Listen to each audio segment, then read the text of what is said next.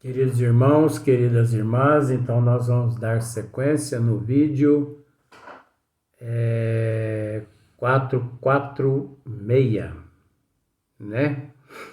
Então, nós estamos tratando do esmiuçamento da questão do Livro dos Espíritos 384, né? Quando Kardec faz a pergunta: por que é o choro a primeira manifestação da criança ao nascer? Então, dando-se sequência do vídeo anterior, por isso que é importante assistir todos, porque é uma sequência. Então, como eu estava dizendo, a educação, ela não começa, a educação dos filhos não começa quando a criança panha lá a idade de 2, 3, 4, 5 aninhos, não. É na concepção. É na concepção ali que os pais já começam a transferir àquele que se encontra ali no útero da mamãe a educação. Ele já começa a transferir para a criança, para aquele filho ou para aquela filha, os princípios da educação. É ali. Você entendeu? Então, como eu disse, durante todo o período de gestação, o casal tinha que abster-se do ato sexual. E como eu estava dizendo, muitos psicólogos, psicoterapeutas, esses desequilibrados que existem por aí, eles dizem que nesse período de gestação o casal deve, você entende que isso é um estudo, né?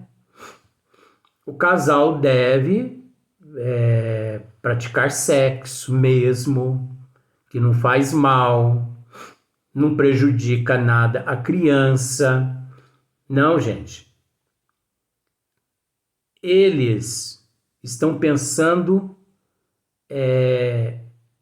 na matéria. Eles estão pensando no corpo físico. Se nós formos pensar como eles, de uma certa forma, eles têm razão, materialmente dizendo, fisicamente, fisiologicamente dizendo, eles estão certos. Mas nós não podemos concordar com eles, porque ali existe um princípio inteligente em processo de evolução. Ali existe um perispírito, ali existe um espírito, ali existe toda uma programação reencarnatória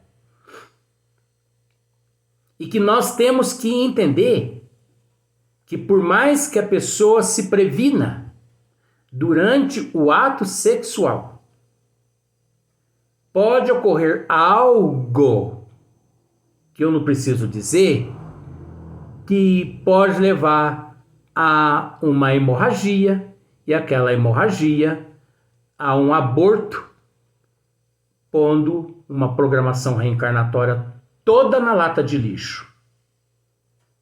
E se isso ocorre, os pais, por esse motivo, eles assumem perante a providência divina a responsabilidade é deles. Porque agiram como quadrúpedes. Ou melhor, não, quadrúpedes não, porque os quadrúpedes não fazem isso. É só no momento do cio e pronto. Agora eu fiquei sem jeito, não sei como selvagens também não agem desse jeito. Quadrúpede não age desse jeito. Bom, deixa de lado que eu não consegui encontrar uma forma de sair dessa agora. Mas para você ver, então esses psicoterapeutas, esses psicólogos, enfim, estão todos, são assessorados pelas trevas, pelo anticristo para pôr em jogo, para pôr a perder toda uma programação reencarnatória. E como eu estava dizendo, durante o período de gestação, o organismo da mulher passa por milhões de processos de transformação que tem que ser respeitada. Onde muitos homens não respeitam as mulheres deles no momento da gestação. Ele não respeita. Agora, nasceu a criança. Aí você pode me dizer assim, mas o que você está dizendo aí tem a ver com a pergunta 384? Ora, gente, é o esmiuçamento. Vocês vão ver onde isso vai parar. Nasceu a criança, 9 meses? Nasceu. A mulher precisa aproximadamente mais uns 3 meses para o organismo dela voltar ao que era antes. Mais uns 3 meses. Então, 9 mais 3, 12, né? Aproximadamente 12 meses, o casal deveria abster-se do ato sexual. 12 meses. Isso serve até para educar o espírito, para educar a alma primitiva, que só pensa em sexo. Como eu já disse outras vezes, vou dizer, o bípede,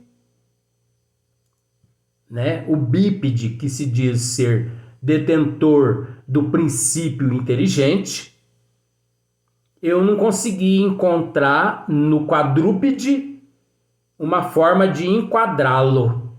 Porque o quadrúpede não age como o bípede. Então, o bípede é mais primitivo do que o quadrúpede. E o bípede, o ser humano, se deixar, ele faz sexo todo dia. Todo dia. Inclusive, eu conheço pessoas que um dia chegou em mim e me disse assim: Luiz, essa noite passada eu fiz sexo com 5 pessoas. Ou melhor, eu fiz amor com 5 pessoas. Eu falei, você fez amor? Amor não se faz amor. Amor é amor. Então quem acha que está fazendo amor, não está fazendo amor. Ele está deturpando. Eu fiz amor com 5 pessoas. E eu já tenho mais 3 parceiros para a próxima noite. E olha, com todo respeito, que não é, essa pessoa não é garota de programa. É uma pessoa normal, como outra qualquer. Aí você diz, Luiz, mas normal como outra qualquer? Não é, né? Não, não é. Para você ver o quanto o conceito na Terra é deturpado.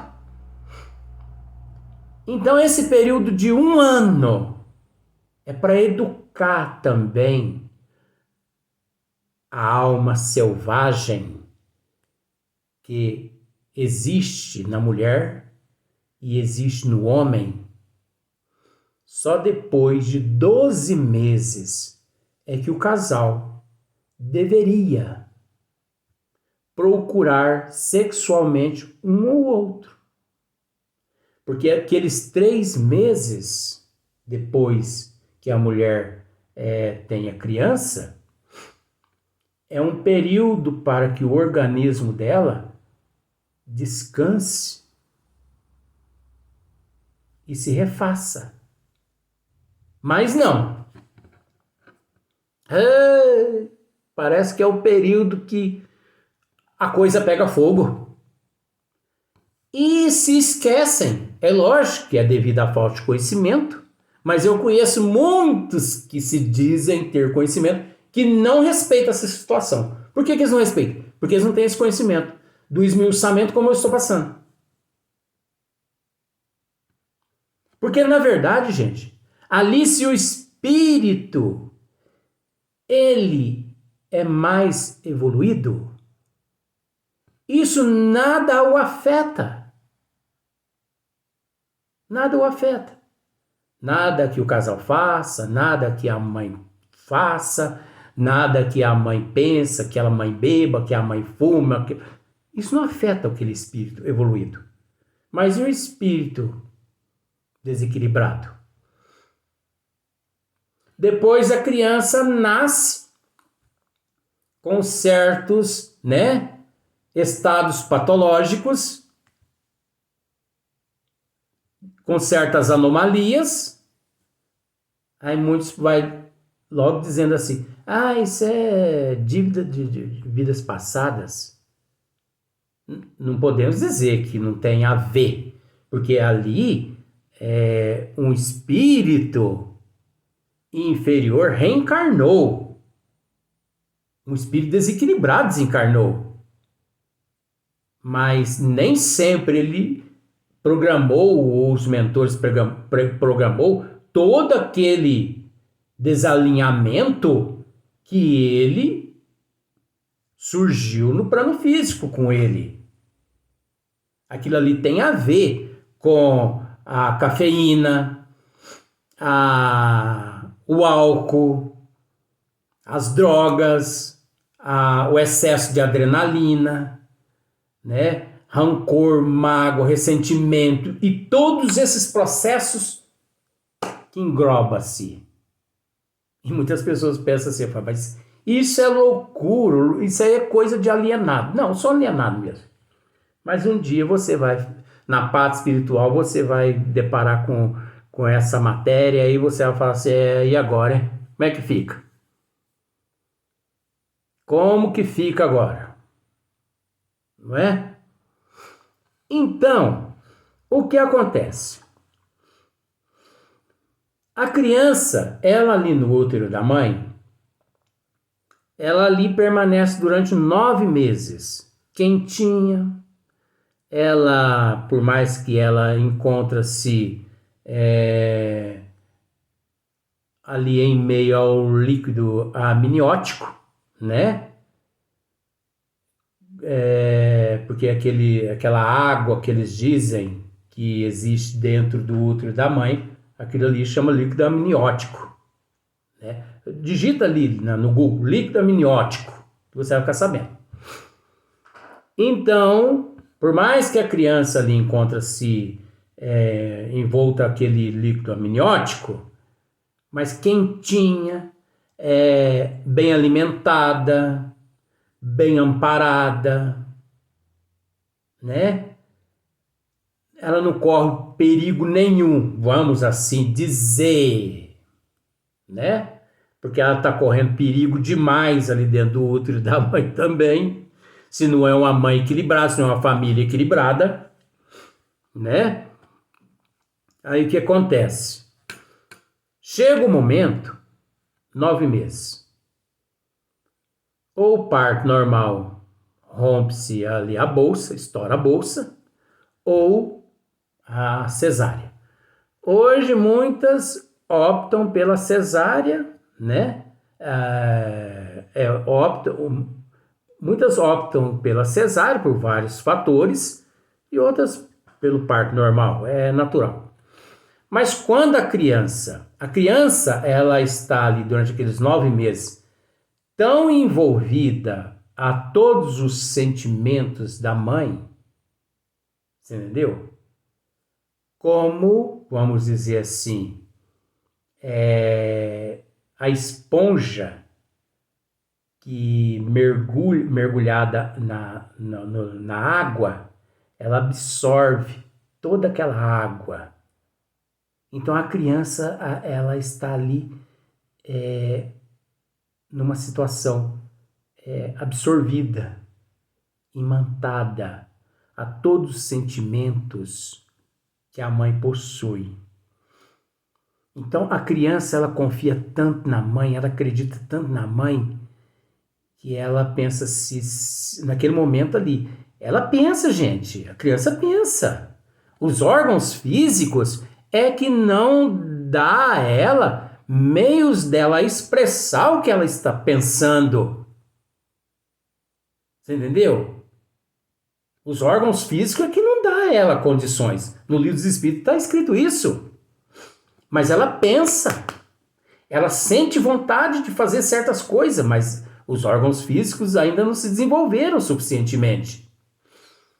Então ela está se sentindo protegida. De repente, o que acontece?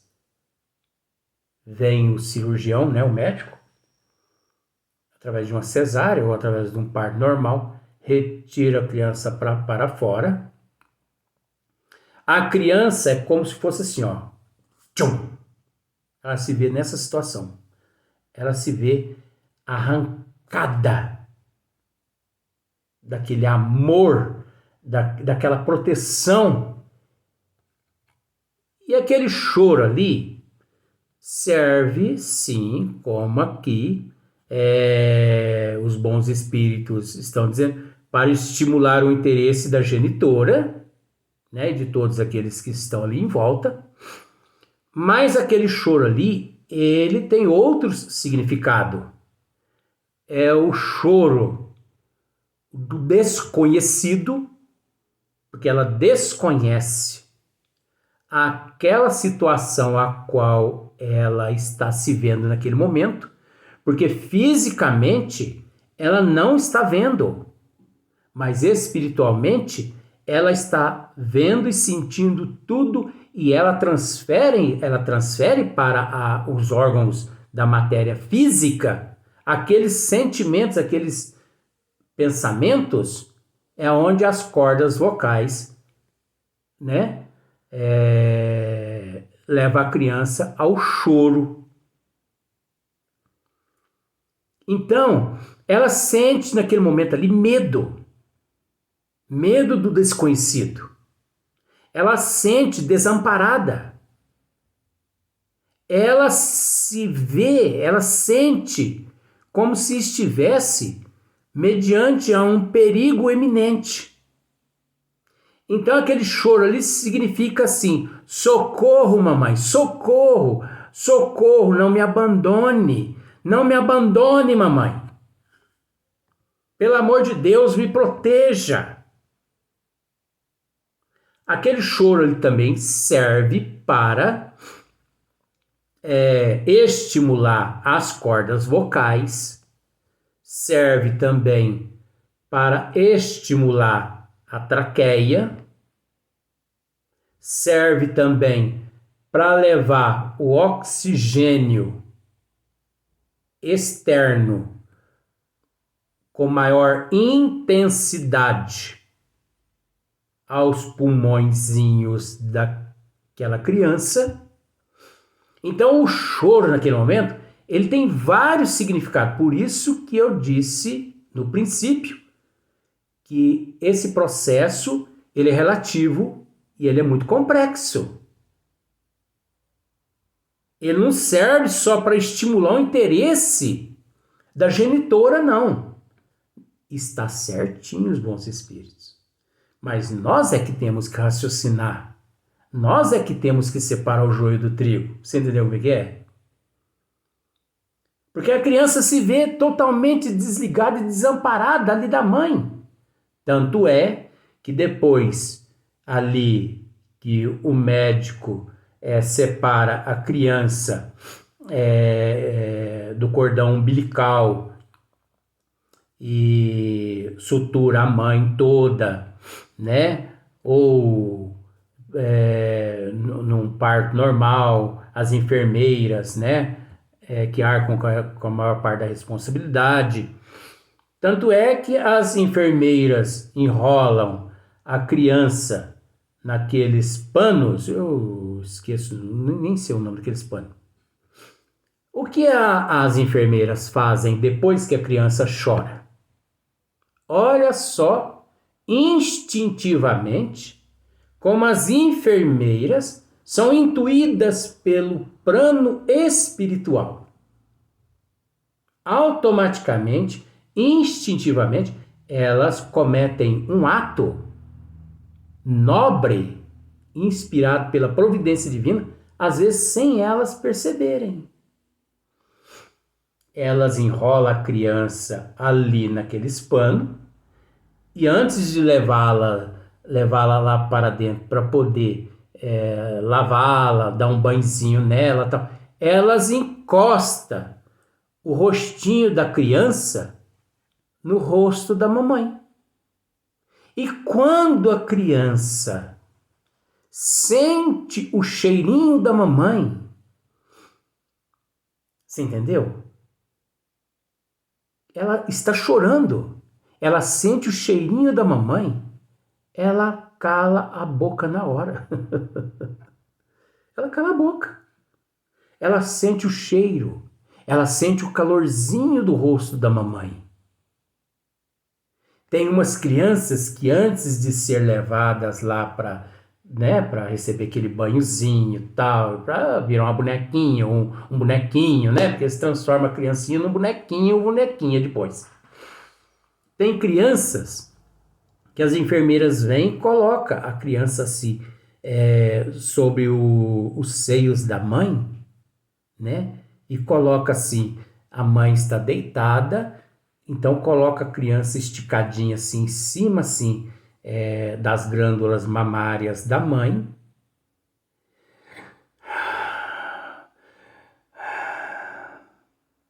Aí a mãe começa a respirar assim profundamente. Aí a criança sente as batidas do coração da mãe, aquilo que ela estava acostumada com aquelas batidas durante 9 meses. Você entendeu? Tuc, tuc, tuc, tuc. A criança, na hora, ela pensa assim, vamos dizer assim, ai, graças a Deus eu estou amparado, eu estou amparada. Eu não preciso me preocupar. Mamãe está me protegendo. Aí as enfermeiras levam a criança lá para dentro, prepara a criança toda e traz novamente a criança. Só que aí a mamãe já foi para o quarto, né? Aí elas levam a criança lá no quarto. E lá,